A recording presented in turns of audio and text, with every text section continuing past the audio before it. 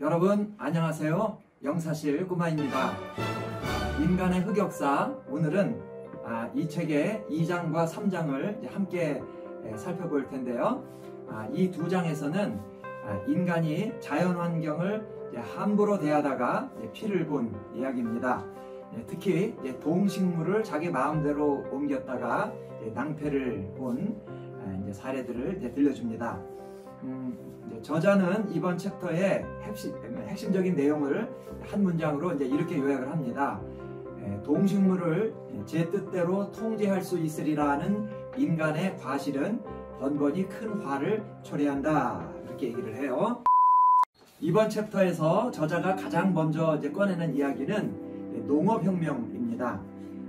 인간이 그 수렵채집 시절에는 철 따라서 먹이를 옮겨 다녀야 했는데, 이제 벼나 밀을 심어서 키워 먹어야 되다 보니까 어떻게 되겠어요? 옆에 붙어서 계속 돌봐야 되겠죠. 그러다 보니까 한 곳에 눌러 앉게 되고, 눌러 앉다 보니까 마을이 생기고, 또 시간이 흐르면서 도시가 생기고, 또 그에 따라서 문물이 생겨나죠. 그것까지는 좋아요. 그런데 인생살이라는 게 그렇게 해피하게 롱런이 안 되나 봐요. 여러분, 그날 식량 구해서 먹고 살다가 이제 농사 지어서 식량을 비축해 놓고 살게 됐으니까 그걸로 만족하면서 살면 좋겠는데, 사람이 그렇게 안 되는 거죠. 다른 사람이 쌓아놓은 것까지 갖고 싶어지는 거예요. 그래서 그걸 빼앗으려고 그래요. 전쟁이 일어나는 거죠. 예나 지금이나 인간의 이 욕심이 문제죠. 그렇게 싸움의 결과로 빈부의 격차가 생기고요. 또 게다가 많은 사람들이 모여서 집단생활을 하다 보니까 전염병이 발생하고요. 그래서 인류학자들이 한결같이 하는 얘기가 뭐냐면, 농경사회 이전 사람들이 더 잘 먹고 일도 덜 하고 더 건강했다 하는 얘기들을 다 해요.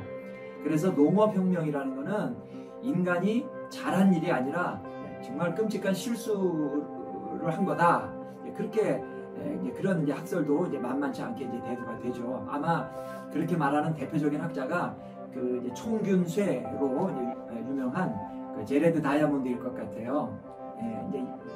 이 제레드 다이아몬드가 무슨 말을 했는가 하면, 인류는 인구 제한이냐 식량 증산이냐 하는 선택의 기로에서 식량 증산 쪽을 선택했다. 그 결과 기아, 전쟁, 폭정을 떠안았다, 그래요. 그러니까 한마디로 인간은 질보다 양을 선택했다는 거예요. 인간답죠. 자, 그런데 농경사회의 문제는 방금 말씀드린 이 몇 가지 이런 사회적인 문제뿐만 아니라, 이 농사라는 게 결국 식물을 가져다가 본래 있을 곳이 아닌 다른 곳에다가 심는 거잖아요.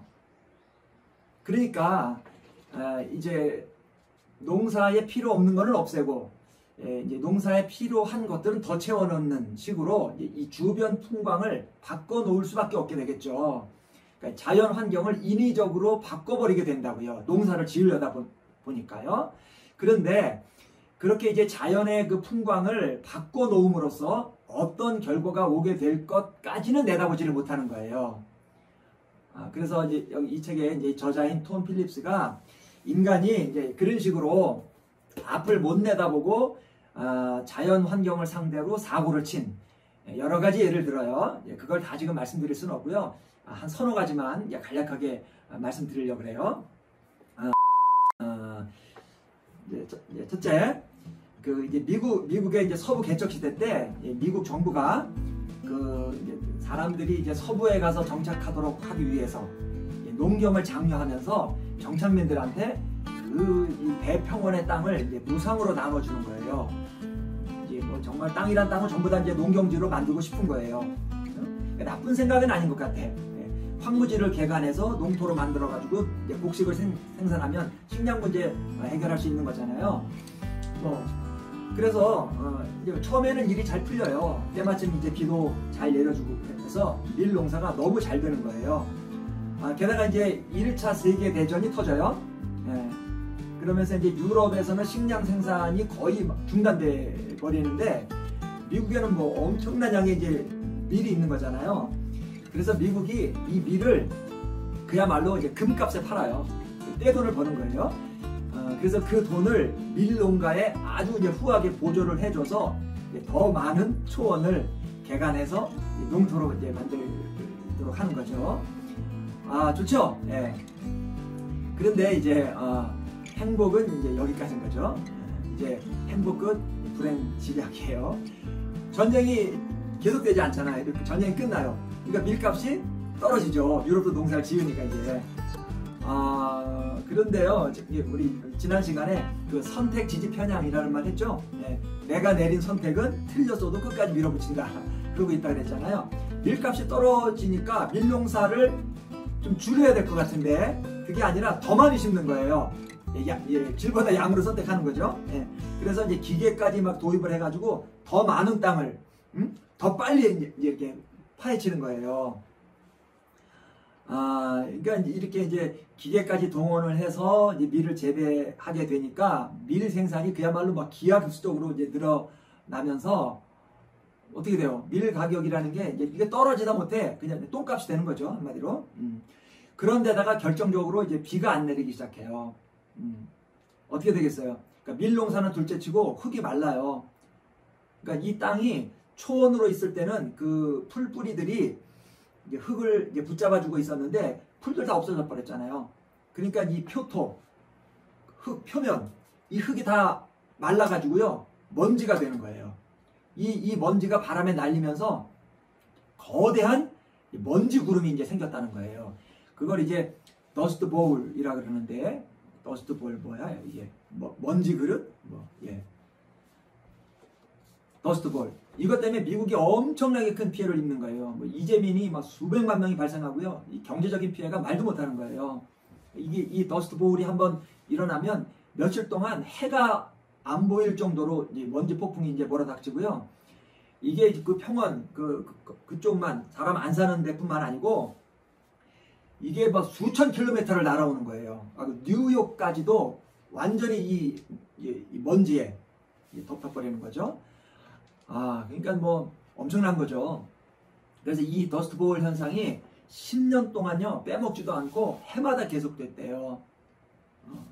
이게 이제 땅이 얼마나 망가졌는지 나중에 이제 비가 내리긴 했죠. 비가 내리고 나서도 땅이 온전히 회복되지를 않았다는 거예요.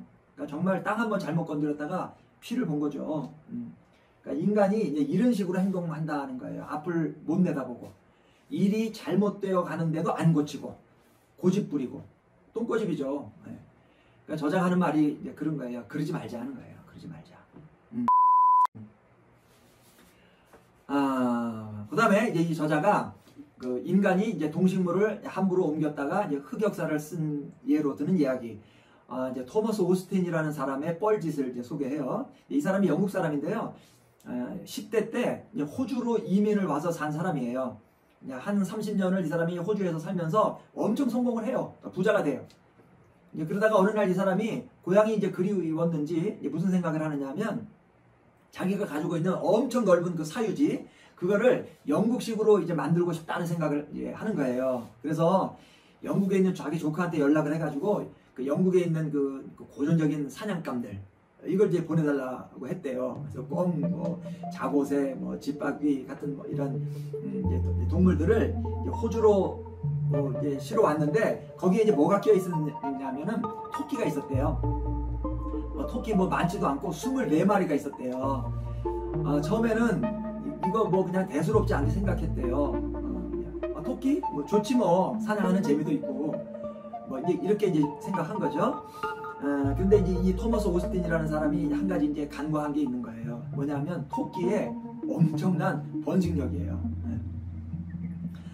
이 오스틴이 이제 토끼를 들여오고 나서 10년이 지났을 때, 요 사람이 살고 있는 지역에서만 매년 200만 마리의 토끼를 쏴 죽였대요. 토끼 너무 많이 늘어난 거예요. 쏴 죽인 토끼 숫자만 200만 마리. 매년. 그래도 토끼가 안 줄고요. 계속 늘어났고요. 얘네들이 서식지를 자꾸 확장을 해나간 거예요. 동서남북으로. 그래가지고요. 호주 전역이 그야말로 토끼 천지가 됐대요. 1920년에 호주에 서식하고 있는 토끼 개체가 100억 마리로 추산이 됐대요. 토끼 24마리 들여온 거가 1859년인데 60년 만에 100억 마리가 된 거죠. 엄청나죠? 그러니까 토끼들이 많아졌다는 것 자체가 문제가 아니라 얘네들이 먹어치우는 양이 어마어마한 거예요. 그래가지고 온 나라에 그야말로 식물을 싹쓸이해서 정말 이 뭐 생태계가 거덜이 난 거예요. 이제 그렇게 이제 먹이 경쟁이 치열해지면서 다른 동물들까지 막 멸종 위기에 처하는. 그리고 방금 전에 이제 미국의 그 더스트 볼 이제 사태랑 비슷하게 이 흙을 붙들어주던 풀뿌리가 사라지면서 토양이 완전히 붕괴되는 환경 재앙이 벌어졌다는 거죠. 이 토머스 오스틴이라는 사람이 처음에 토끼 몇 마리 들여올 때 이런 일이 일어나리라는 걸 상상이나 했겠어요? 그냥 심심풀이로 사냥이나 하려고 토끼 몇 마리 들여온 건데 엄청난 흑역사를 썼고요. 아직도 쓰고 있다는 거예요. 인간이 이제 이런 존재라는 거죠. 하나만 알고 둘은 모릅니다. 오늘만 보고 내일은 모릅니다. 그러니까 저자가 이제 이런 말을 해요. 이 유명한 토끼 사태가 전하는 교훈은 생태계란 어마어마하게 복잡해서 한번 건드리려면 단단히 각오를 해야 된다. 이렇게 얘기를 하는 거예요. 동식물이라는 거는 우리가 여기서 저기로 옮기고 싶다 그래서 마음대로 할 수 있는 존재가 아니라는 말을 해요. 정말 우리가 이제 마음에 깊이 담아야 될 말인 거예요. 자, 비슷한 사례를 이제 한 가지만 더 보죠.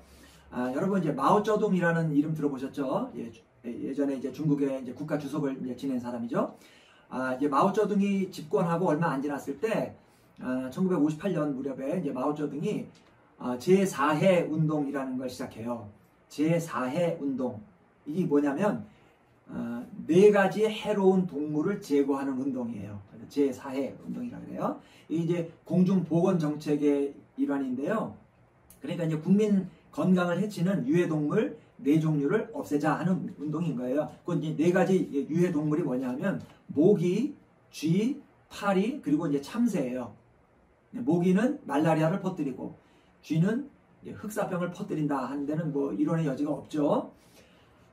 그래서 이제 이 운동을 그냥 제2해 운동 2가지만 없애는 정도로만 갔으면 이제 좋았을 것을 이제 파리와 참새까지 집어넣어서 이제 제4해 운동으로 가는 바람에 망가졌죠. 뭐 사실 파리까지도 좋아요.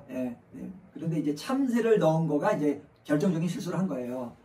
그러니까 중국 정부가 참새를 왜 이제 유해 동물로 봤냐면 이제 곡식을 쪼아 먹는다 하는 거예요. 1년에 참새 한 마리가 먹어버리는 이제 곡식의 양이 4.5kg이라네요. 그래서 만일 이제 참새 100만 마리를 잡으면 인구 6만 명을 더 먹여 살릴 수 있다는 결론이 나는 거예요. 그건 사실이죠. 뭐 누가 그걸 부정 못하죠. 그거는 그 사실은. 그래서 아무튼 이제 이 제4해 운동은 일단 목표를 달성한 것처럼 보여요. 1958년부터 1964년까지인가 한 5, 6년 사이에 잡은 쥐가 15억 마리, 모기 1100만 킬로그램, 파리 1억 킬로그램, 참새 10억 마리. 이걸 소탕해요. 이거 누가 다 달아봤나 봐요. 그런데 뭔가가 잘못됐다 하는 것이 이제 얼마 안 가서 드러나는 거예요. 다름이 아니라 참새 10억 마리가 곡식만 먹어치웠던 게 아니라 뭐도 먹었을까요? 해충도 먹었던 거예요.